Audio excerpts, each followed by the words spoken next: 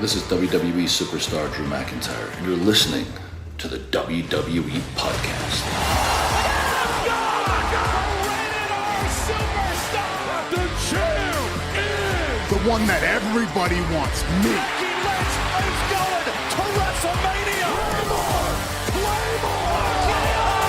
Austin 316 says I just whipped your ass. This is my iron.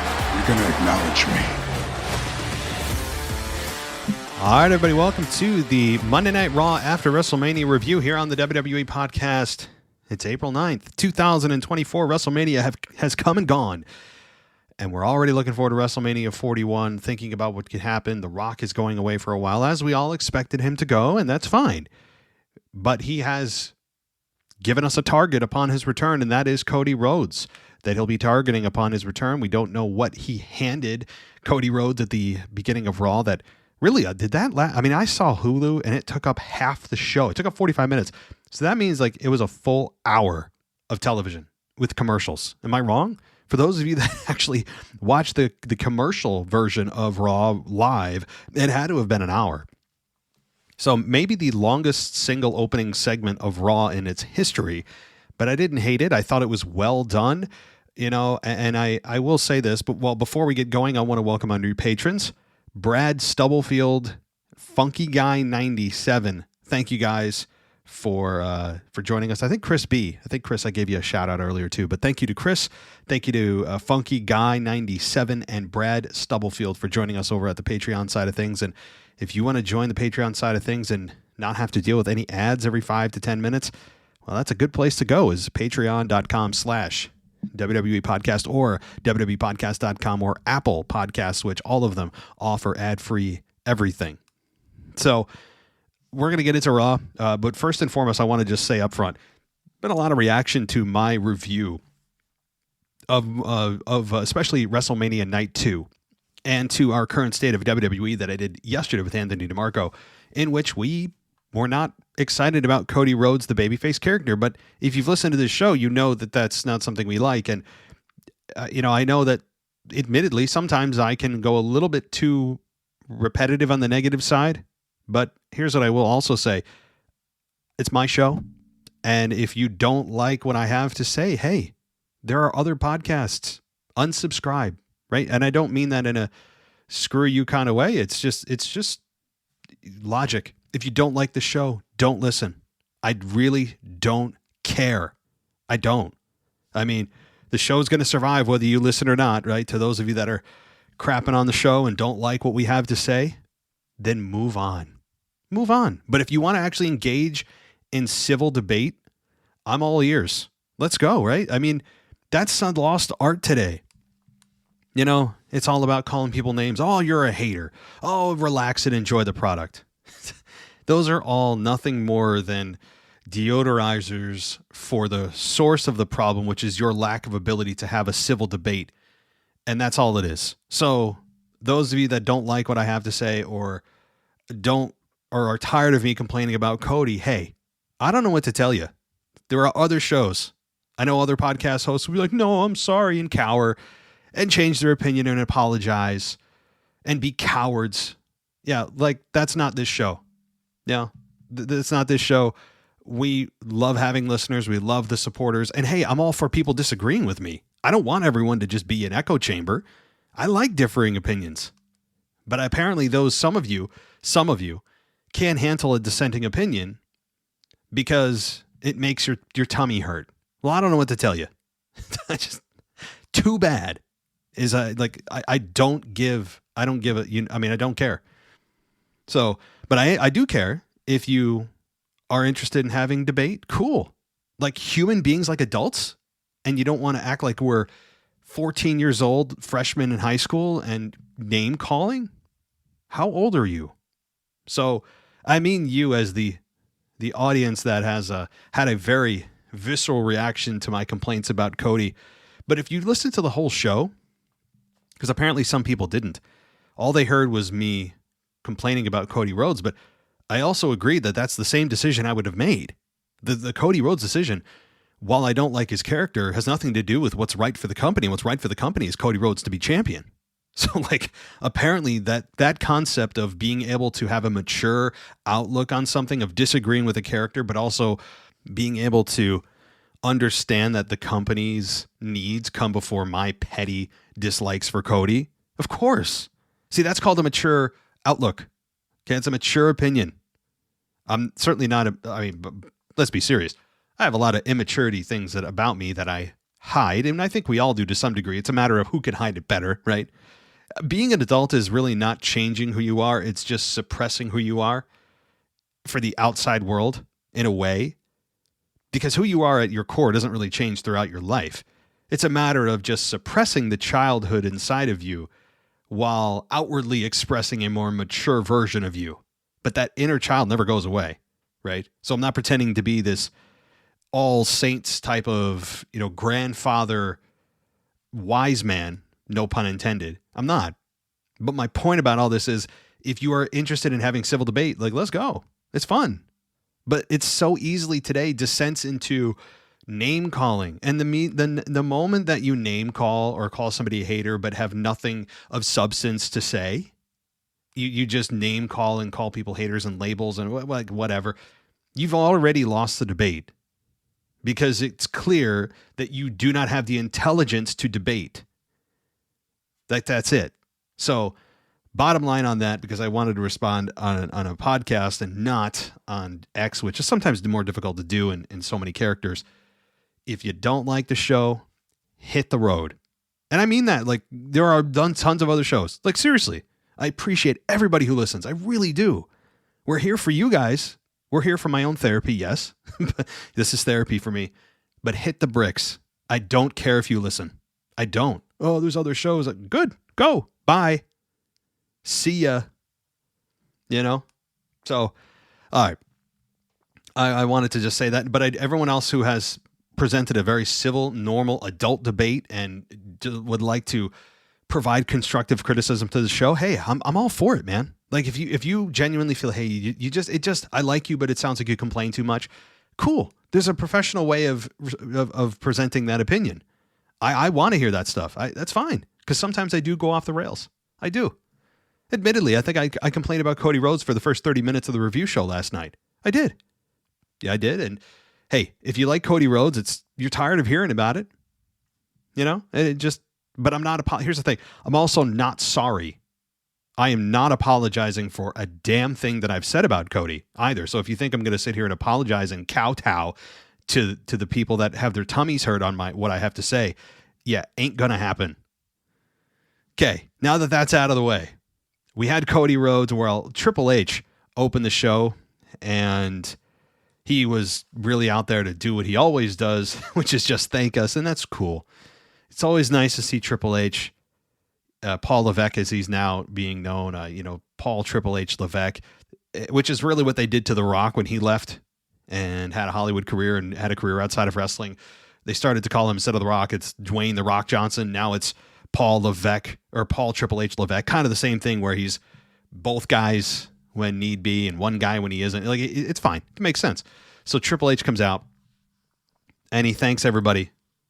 And, we talk about the records that WWE set over the last several days, and it is pretty impressive. Now, their stat about the 145,000 and change people, right, that went to WrestleMania.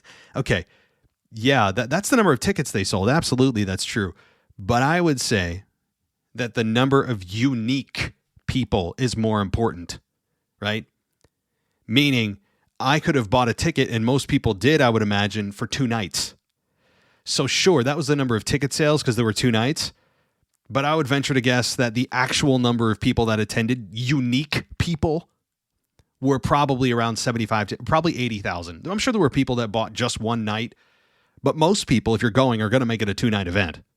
So that's also an important differentiator that they didn't want to discuss, is the same people probably attended both nights, which is kind of, it's not lying through statistics. It's just digging below the surface. And still, it's impressive because that doubles their revenue. Now they still have to pay rent for 2 nights, There's still expenses that come with providing a second night to WWE, but overall it's more lucrative for them to stay 2 nights, and it's more palatable for 2 4-hour shows instead of 1 8-hour show. No doubt about it. So I think this format is beautiful. It is something that should stay. It is something that has really revolutionized WrestleMania into a week-long event, and now the main event is 2 nights, because not after one night's over, you're like, oh man, you kind of come down from it and you're like, wait, we still have another night. It's like Christmas for 2 days. So I love that format. I don't think it's going anywhere. But let's get into the nitty-gritty of Monday Night Raw. As I said, Triple H comes out and he does what he does. Thanks everybody for being there. Thanks Philadelphia. He was chanted a lot by the fans. Thank you, Hunter. Was very prominent.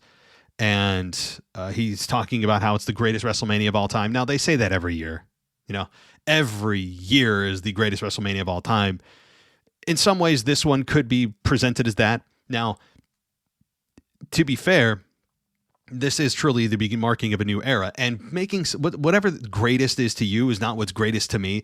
Greatest is the most subjective thing, the most subjective word in the dictionary, because again, what's great to me may suck to you and vice versa. So greatest is always something that it's like, well, according to who, and how do you measure greatness? What to you makes something great? It means something different to everybody. So, but I guess collectively they're saying it's the greatest WrestleMania of all time. Fine. Okay.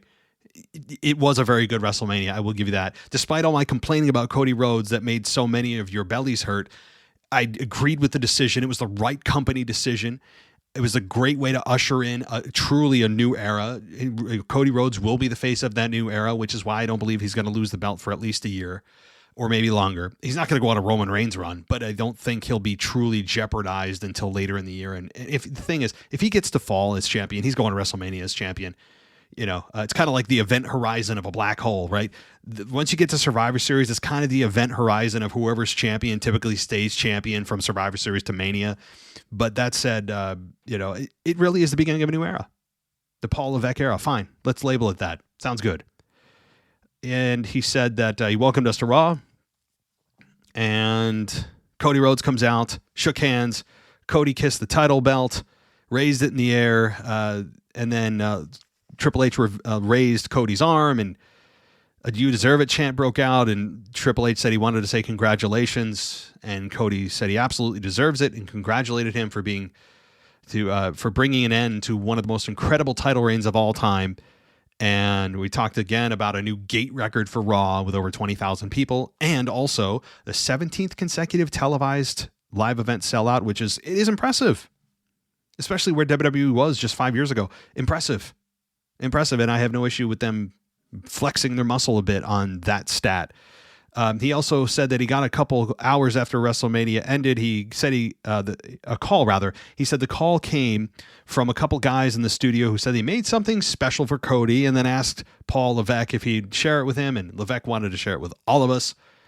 And a Cody Rhodes video played to Andrade's "Rise Up." Okay. Yeah. Now, the inner complainer in me, the inner crybaby in myself, wants to say a lot about this stuff, because it is exactly what I hate about the Cody Rhodes character embodied in a video.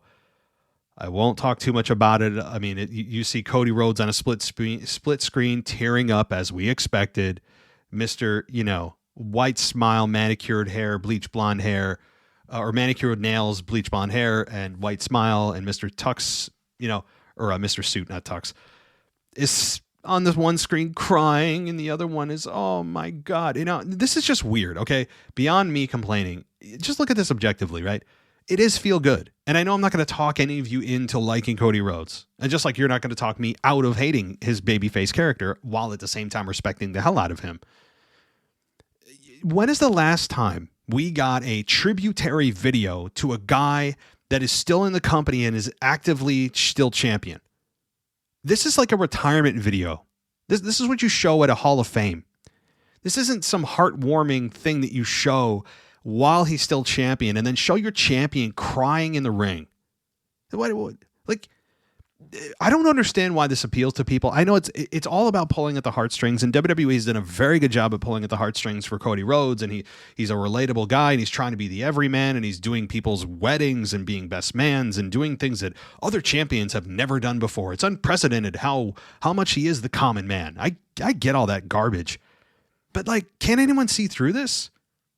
I'm sure Cody's genuinely a good guy. He seems like it. If he was a total a-hole, I would be very impressed with him being able to cover it up this well, because typically on camera, you can see when somebody's not really being themselves, and you can see genuinely who they are through the facade. I genuinely think Cody's a very good guy. I'm sure he is. He seems like a very dedicated husband and a dad, and that's wonderful. But like, we don't need this. Why are we doing this while he's still champion? Okay. Name the last champion that has won at WrestleMania. Did Roman Reigns cry? Now, I know he cried with Paul Heyman. Off camera, when it wasn't part of the show, after his title reign was over. Not when he won and during his run did Roman Reigns cry. Okay? And also, could you imagine Stone Cold or The Rock, after they won the title at WrestleMania, coming out and doing a tributary video and then they're crying, watching it? It just, again, I know I'm not in the majority here, because you hear the crowd reaction, even in Philly, that typically is heel heavy and boos goody two shoes baby faces, is part of this psychosis that has run wild over the Cody Rhodes babyface character. I mean, it feels like a mass psychosis is going on, and I'm the only one that hasn't caught the disease, along with others, a couple of other co-hosts. And so I'm going to do my best to not be a part of that psychosis. But honestly, the more he doubles down on this soft version of himself, the more that I am immune to this whole Cody Rhodes babyface character of loving him and supporting him and crying with him and seeing his dog and seeing his daughter and seeing his wife. I don't know. This is just not my thing. I'll leave it at that. But so Mr. Crybaby continues, and again, he shows his daughter, which, finish the story, Daddy, and then okay, like, all right, you know what? I'm gonna say the same thing, so I'm gonna move on. So he talks about Roman Reigns' run in the 1,316 days, and said we don't have to like him, but I certainly acknowledge what he's done, and thank you, Roman has started. That chant actually started organically, and he said he was the man. Cody was the man destined to defeat Roman Reigns, and Cody said a big thing people, when you enter the business, ask is why. Cody said he wanted to show fans of one of his main whys, and of course, this is where his daughter's saying, "Papa, finish the story." Look, I have a daughter too, and I don't. You guys know what I'm going to say about it. I don't need to see it.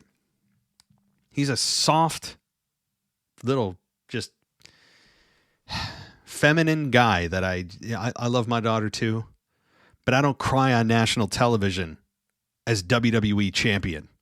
All right. Nothing wrong with people having feelings. I know we're all about validating everyone's feelings today, because apparently if you don't validate someone's feelings, you don't validate their existence or some garbage.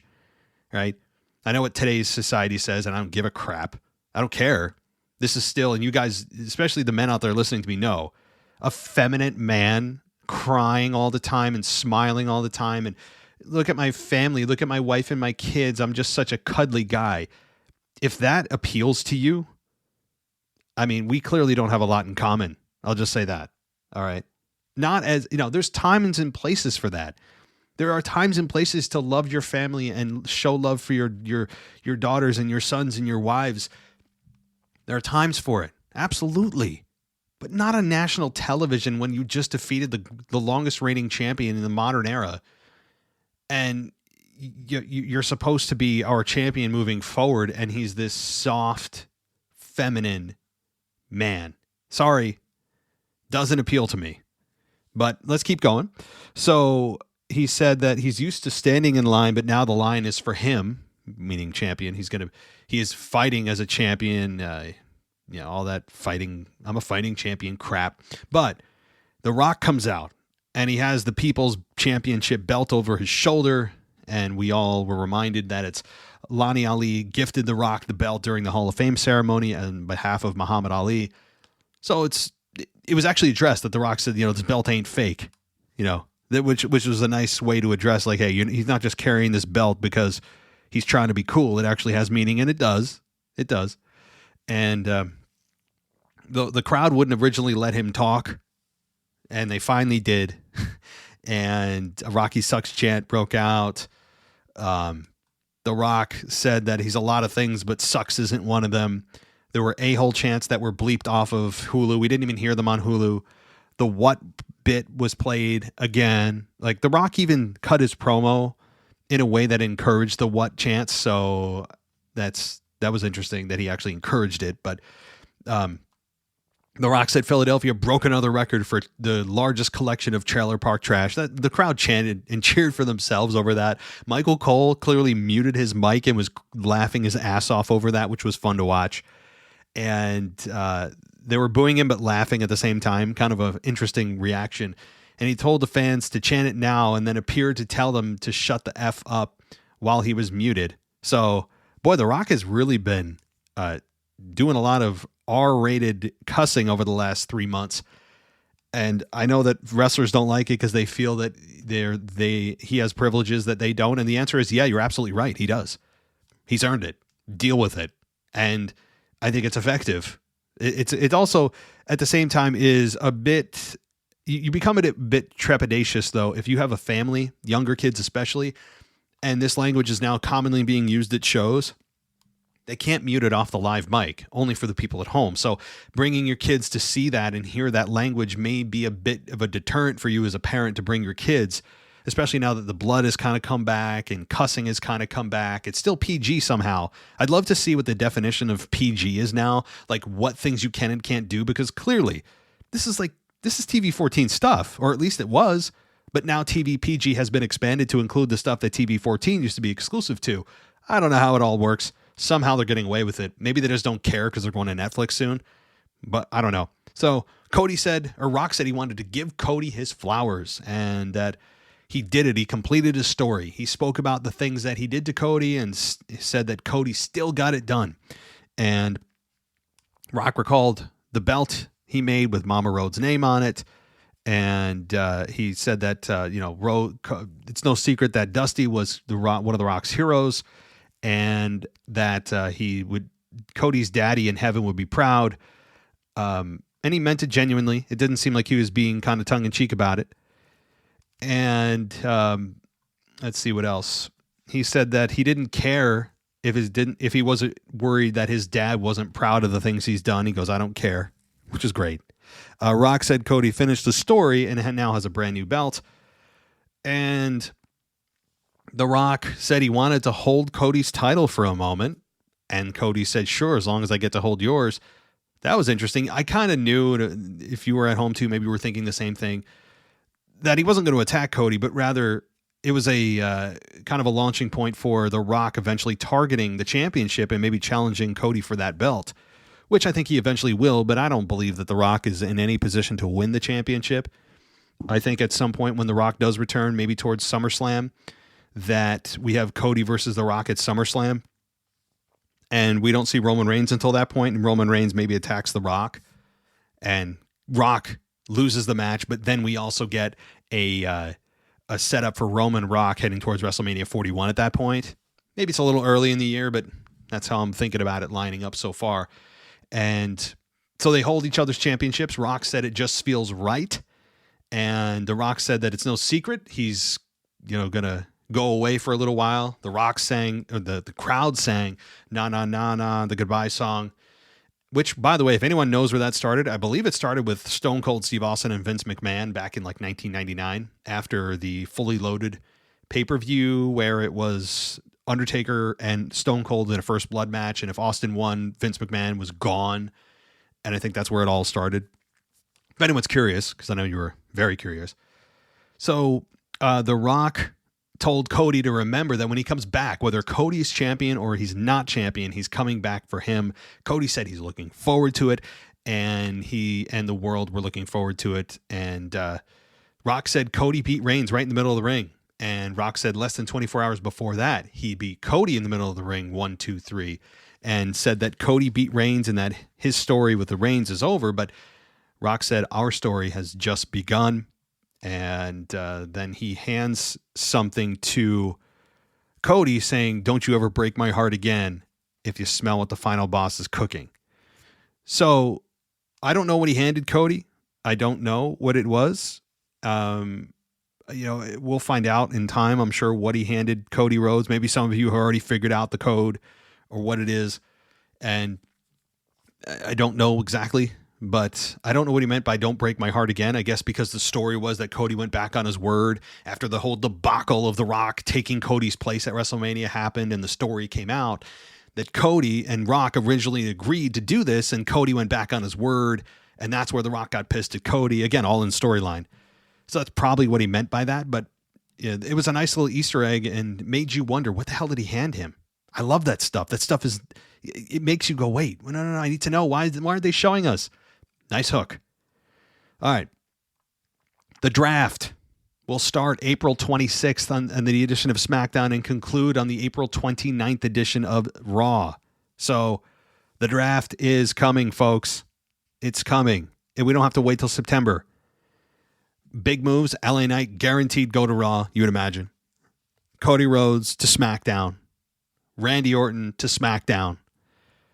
We could go through some of the big names and predictions already, and I'm sure some of you will email me with your predictions, but I'm curious. So I don't need all 60 moves. Give me some of your top 5 moves in the draft. What would you do? Okay. So we then get the first match here. About an hour and a half in, the NXT champion, Dragunov, versus Shinsuke Nakamura in a non-title match. Dragunov went for a top rope move, and Nakamura avoided it. McAfee said that Dragunov might be the NXT champion, but you can't take your sweet-ass time like that. Eventually, Dragunov hit Nakamura with the H-bomb, hit him with the Torpedo Moscow, and scored the victory. So Dragunov beat Nakamura in 4 minutes. I thought this was good for Dragunov. Hey, this is the time to not just showcase your previous talent and Attitude Era talent, which is always fun on the edition of Monday Night Raw edition after Mania, but also to showcase, hey, this is a time for new talent to come up and give the talent of tomorrow a chance to get on a big show with big ratings and give them a chance to shine and give them exposure when fans go, I don't really know who you are. This is the time to do it. At some point, they got to be brought in, right? So a good showing for Dragunov, even if it was a bit of a short match. All right. We then get, again, we're in hour 2 already. We get a bunch of recap videos, tons of recap videos. We get the World Heavyweight Champion Priest being introduced by Judgment Day, and You Deserve It chant broke out, and he said, you're damn right I do, which was a perfect perfect response by Priest to the fans. And let's see here. We get Priest and Ripley holding up their belts. R-Truth sneaks into the ring and joins them, raising up the Raw Tag Team title belt. Priest said, hell no. And he said, Truth said he brought the tag titles back to the Judgment Day. And Miz made his entrance to almost no reaction, which was not good. I mean, Miz has really fallen flat. It's not that he can't be repaired, but Miz hasn't done a whole lot lately. With a couple of promos, Miz is talented enough to get himself back on track, but it feels like the Miz has been really just kind of flatlined for the time being. But again, I'm not too concerned about the Miz, and he's so talented, I'm not worried about it. Now let's get into the match here, as we get R-Truth and the Miz versus Finn Balor, Dominic Mysterio, and JD McDonough. And the match started as a handicap match, and it was alluded to that somebody who you couldn't see was going to be their tag team partner to make it 3-on-3. I think we all knew, given it's Raw after Mania and that John Cena was there last night, that it's reasonable to believe that he's also there tonight. And he finally did come out and took a tag from The Miz. Cena hit McDonough with the 2 shoulder blocks and slammed him to the mat. By the way, if nobody went for the punch after the 2 shoulder blocks, would Cena even what would his next move be?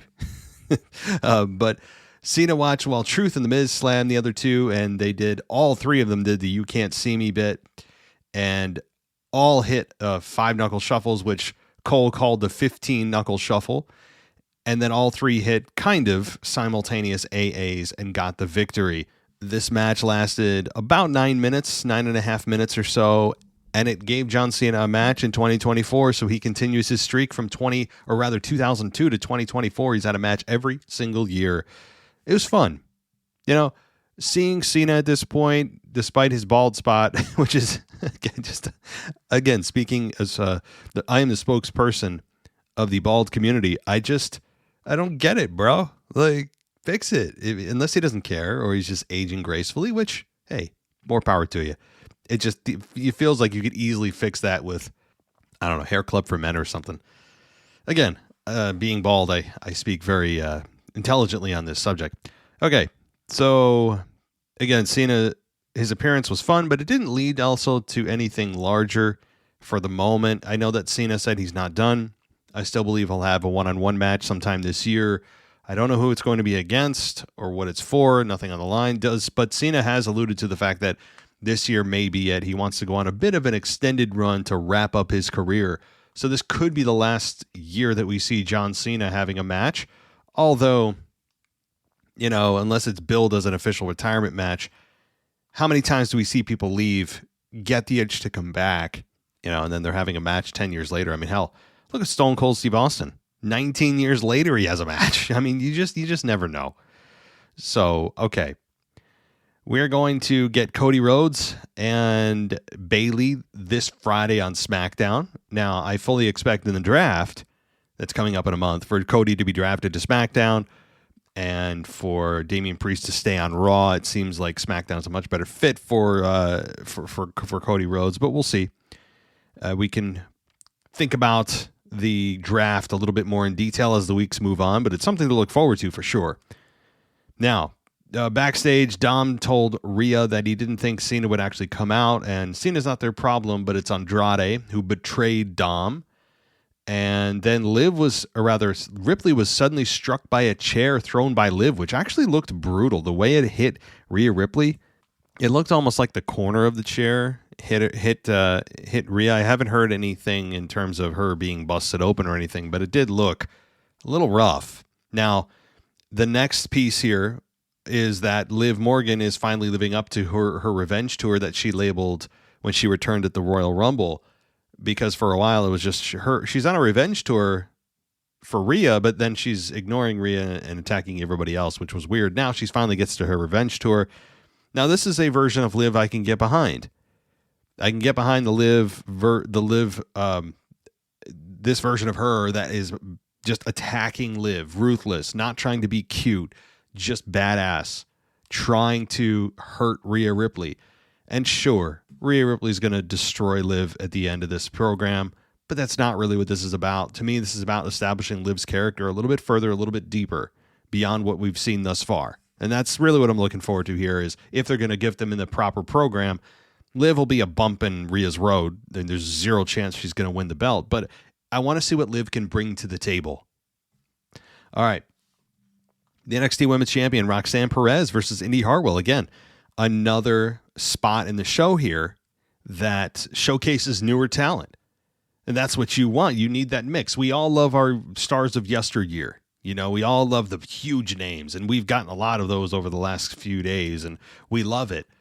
But without the building of new stars, you're not going to be able to replenish the stars leaving. So it's the growing pains of getting newer stars. And, a lot of us obviously know who Roxanne Perez and Indy Hartwell are, but they're nowhere near, of course, the star power that we've seen over the last several days. But we just, as fans, sometimes we have to understand that not everyone's going to be a big star. Not everybody is going to be somebody that we have an emotional connection with. Sometimes it takes time to build that. And so I like the fact that there was at least a few segments to showcase the newer talent. All right. Particularly Roxanne Perez, the NXT Women's Champion. And this match, sure, wasn't exactly the longest, but with the Rock segment going an hour, it was essentially just SmackDown. I mean, we got a SmackDown version of Raw because one segment took up an hour, a third of the show. So NXT Women's Champion Roxanne Perez did beat Indy Hartwell in just under 3 minutes. It ended with the Pop Rocks finish, which was not the Canadian Destroyer, but also Code Red, which is essentially another finish that is used by Zelina Vega over on SmackDown. So again, cool finish. And if you're small, like Roxanne Perez is, and like Zelina Vega is, you got to have some kind of badass looking finish. And that's one that I think is workable by everybody. And I like it. So solid match. Really, they maximized their seconds here, not even really minutes. It was barely multiple minutes. But you got to give them at least a little credit here. So let's continue on. Sami Zayn was shown backstage wearing his belt, and Jey Uso showed up, congratulated Zayn, who was proud of Jey. Did he watch the match? Yeah. I mean, I'm reading a review that says, did he watch that match? It's true. I mean, because, hey, the match between Jimmy and Jey was terrible. I still stand by that. It was terrible by the standards of Jimmy and Jey as tag team wrestlers and how well they work together in the crazy matches that they put on. And then you split them apart and put them against one another and they produce hot garbage. And it's disappointing. I mean, it just is. That's all. So, so Sami and Jey did their old handshake for old time's sake. And it was a feel good moment. So Roxanne Perez was backstage and she encountered Natalya, who said she would see her on NXT. And Perez said, no, I'll see you tomorrow night on my show. So, okay, Natalya and Roxanne Perez. We all know where this is going, as Natalya is the proverbial gatekeeper for all new talent to walk over. Sorry, Natalya, that's kind of where you've landed in your role. You might get a victory in the series, but ultimately you are losing. And there's no shame in that. Natalya is a accomplished female wrestler. It's just a fact that she has, for the better part of her career, never been the focal point and looked at as a veteran, a respected veteran, but also a veteran that is really a usual first opponent for a lot of new talent. And they can learn a lot from Natalya. Working with her, obviously, it'll be an education, right? You're sitting under the learning tree for a lot of new talent, but that's kind of been Natalya's role, and she does it well. All right. Sami Zayn comes out. The crowd continued to sing Zayn's entrance. So "You Deserve It" chant. A lot of "You Deserve It" chants broke out. And he said, you don't understand that much that means to him. And said he's been so lucky to do some historic things at WrestleMania. Talked about beating the 666-day reign from Gunther. And he said, I beat him. The fans sang the Olay song. And then Zayn got a lot of help from the fans. And said he had times where he didn't believe in himself, but the fans did. Zayn said seeing his wife and son before the match helped, just as seeing Kevin Owens helped. And there was another guy that helped him out, and Zayn was interrupted. Imperium comes out with Ludwig Kaiser and Giovanni Vinci, and Kaiser spoke about how Gunther put hard work and dedication into making the IC title the most prestigious in WWE, and it breaks his heart to see someone like Zayn holding the title now. And Kaiser and Zayn look like all the peasants in Philadelphia. Okay, so Kaiser said he and Vinci were there to make things right. And they climbed onto the apron. Gable runs out, joins Zayn, causing Kaiser and Vinci to drop to the floor. And then Gable gave a shoosh and thank you bit heading into the break. And then we get IC champion now, Sami Zayn and Chad Gable versus Ludwig Kaiser and Giovanni Vinci. And that was 12 minutes. He had 12 minutes and 25 seconds to be exact. And it ended with, as you would hope and expect, Gable and Zayn winning against Kaiser and Giovanni Vinci in, again, 12 minutes. And it ended with Zayn tagging in Gable. Vinci was hit with a haluva kick. Gable performed the Chaos Theory on Vinci and then pinned him. So, good match. I don't think that there's any mystery in who's going to win this, but more of when is Gable turning on Zayn? I mean, like, that's what we're looking forward to, because not that I really want necessarily a heel Gable, because I do like the organic babyface connection that he has with the fans. At the same time, if that's what it takes to get to a Sami Zayn Chad Gable match, do whatever you got to do. You know, I think that they're going to they foresee Sami maintaining the babyface character. I mean, you don't want to go from heel to heel, from a champion to a champion, but Gable serving as the heel in his eventual turn is going to be just fine. And you know they're going to put on, perhaps, again, this may be jumping the gun a bit, but if Gable and Zayn are given time, I'm talking 20, 25 minutes in a match, I don't care what the stipulation is or the whatever whatever the stipulation is. I don't care if it's a cage match. I don't care if it's a falls count anywhere. I don't care if it's an ODQ or a straight up wrestling match. These two are may put on match of the year candidate. I'm already calling it now. Okay. So we got Andrade shaking hands with general manager Adam Pearce and NXT GM Ava before exiting the room. And Aldis said Pearce did a great job of recruiting Andrade to Raw. And Aldis said it's a shame that Pearce put all the work in just so he could snag him in the draft. All right. So it's nice that they're already talking about the draft. That's good. Chelsea Green entered and complained that she wasn't included on the biggest WrestleMania of all time. And Green said she would be contacting Top Brass. Pearce said they saw her emails, texts, and DMs. Pearce said that's why they have a special match for her and go to the ring because they have one for her. And that's when, we got Jade Cargill versus Chelsea Green. This match, hey, I feel split on this. Now, this is Jade's first one-on-one match, okay? And you have to have limited expectations. It ended in 33 seconds, okay? And really, this is where... And I'll give you the description of the match. It's a few sentences. Green was barking at the referee and then the fans. Green turned around. Jade Cargill hit her with a pump kick and hit Jaded and got the victory. That's it. 33 seconds. I don't like how Chelsea Green continually gets squashed, though. And the fact that she wasn't on WrestleMania it's frustrating because I think she's one of the unsung heroes of the women's division in a very unique way over the last 6 months. And Jade Cargill, we know, is the focal point moving forward. We know physically what she brings to the table. Okay. Now, Jade Cargill did tweet out something to the effect of, I put on short matches, but, I'm here to win matches.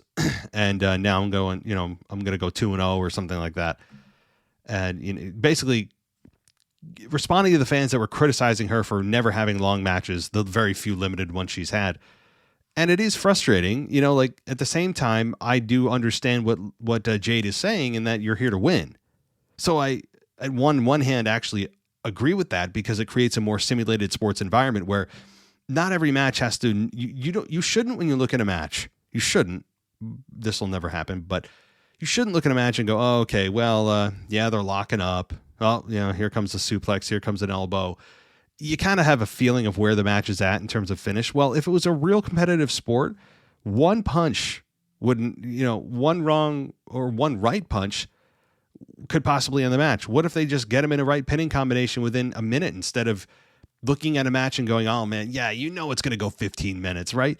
So sometimes it takes away from pro wrestling a little bit where you know that there's always the beginning moves, the middle moves, the false finishes, and then you get to the real finish.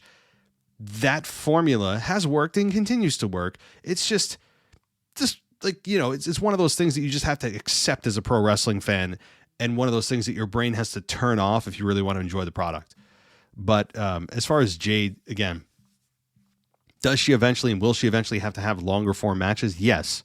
But there's something clearly that they'd see in her in ring that they don't quite trust yet to have a longer match. And it's evident in the fact that she was in the Rumble. She did a nice showing. She showed her strength. Big pop. At WrestleMania, she had limited interaction. She got the hot tag as expected, got the victory over, was it Dakota Kai? And then now we have a 33-second match in her first one-on-one. Again, if they felt that confident and they knew that she was going to be kick-ass right off the bat and there's not a whole lot of training she needs, they would have just let her loose. But right now, that's not her shtick. And I could see the fans getting irritated with her and starting to boo her if this continues. So you need to be careful. If the idea is to keep her babyface, you don't want her, by the way, responding to fans on social media the way she does sometimes. The arrogance in which she comes across with, her talking, constantly relying on her one card to play, which is really her look, which is A++. Absolutely. She looks like a superstar, a mega star. To take a pun from LA Knight. She does. She looks like a megastar, and that's something she's able to lean on. But you can't lean on that forever, and you can't lean on 30-second matches forever. Eventually, fans are going to grow very tired of that. So they need to really strategically do this in a way that if you're not trying to get her booed, to move her forward. I mean, even promos. So. All right, squash win. Okay, Zayn walked backstage where Gable was celebrating with Otis and Akira Tozawa and Maxine Dupree, and Zayn asked if he could have a minute with Gable. Zayn said he figured they were even after he handed him the win, and Gable started to explain that he was looking for, what he was looking for, but Zayn stopped him. He said he knew. He held up the IC title and told him it would be an honor to defend the title against him next week in Zayn's hometown of Montreal. I can't wait, Gable said, and Zayn agreed, and they shook hands. So we get the match, but I don't think this is the match that I'm alluding to where they could have a 5-star classic. It depends if this is the main event of Raw.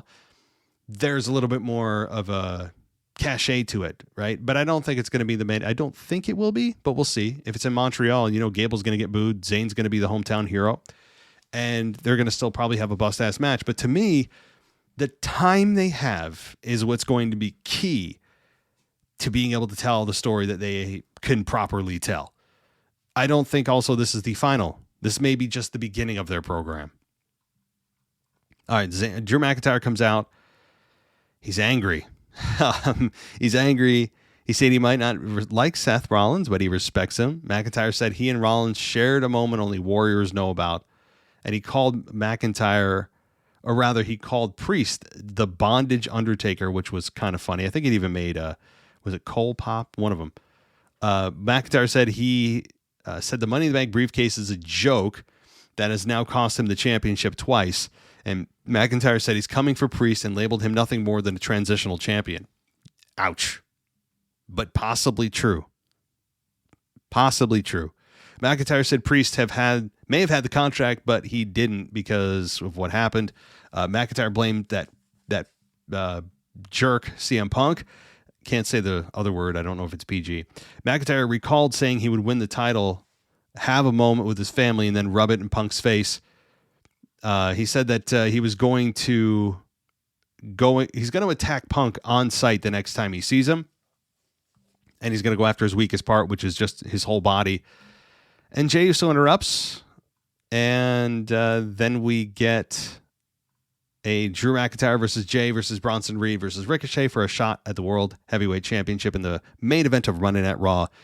Now, before that, Cole did tell us about a few matches for next week. Now, I told you about Sami Zayn and Chad Gable for the IC Championship.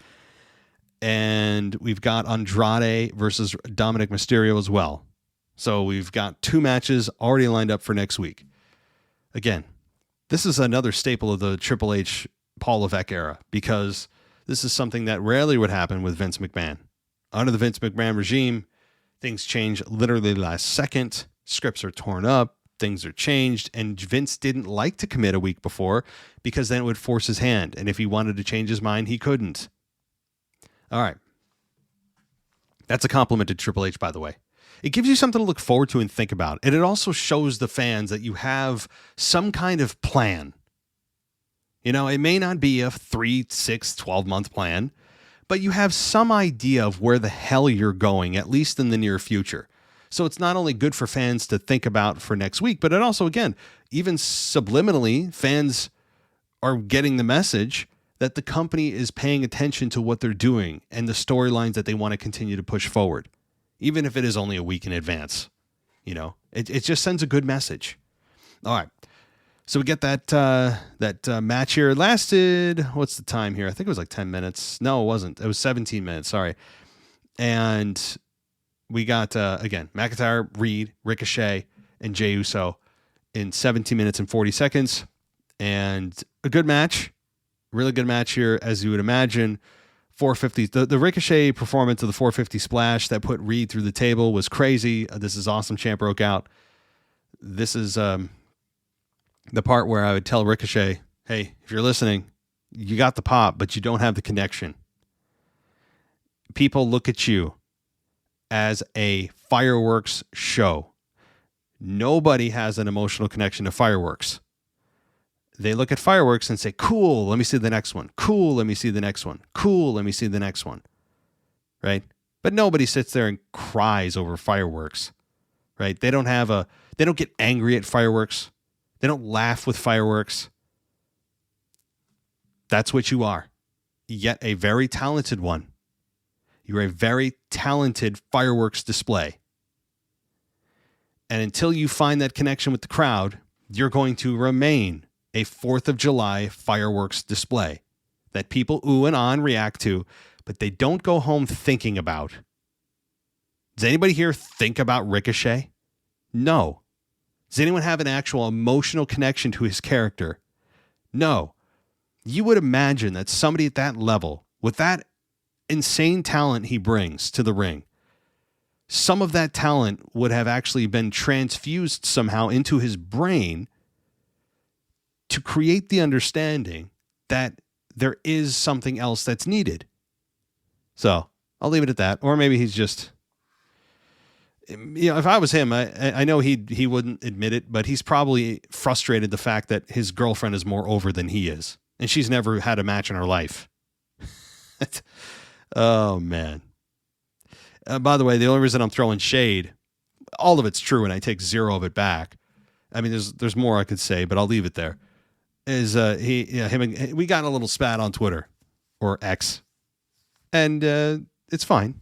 The more he responds to me, the more promotion I get. So thanks for the promotion, bro. All right. By the way, again, I take none of it back, and it's not just amateur insults. Those are all true. 100%. I believe everything I just said. I didn't just, no, you're a jerk. No. Substance, my friends. Okay.